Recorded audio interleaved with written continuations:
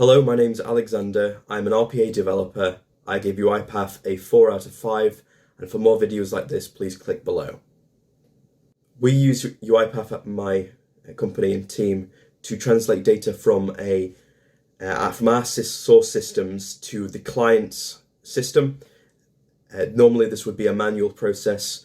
However, using UiPath, we are able to translate from our forms to the client's forms that would normally be done through an online portal.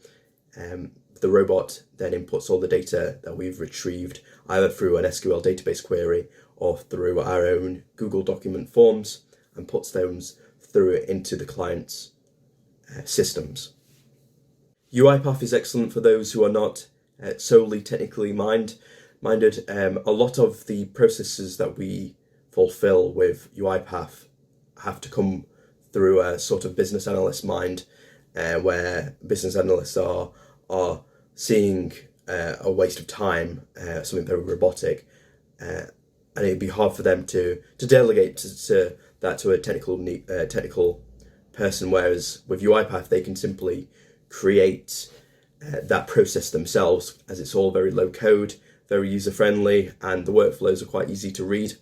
So someone with a business analyst background and point of view can fill that need very quickly and efficiently. I dislike some things about this UiPath. For example, there are still some issues regarding crashing and other bugs that have not been ironed out. For example, if you undo certain things within certain scopes, it will appear like nothing's happening, but you'll come to realize that it's undone something from another scope, and you'll have to go back and searching for that.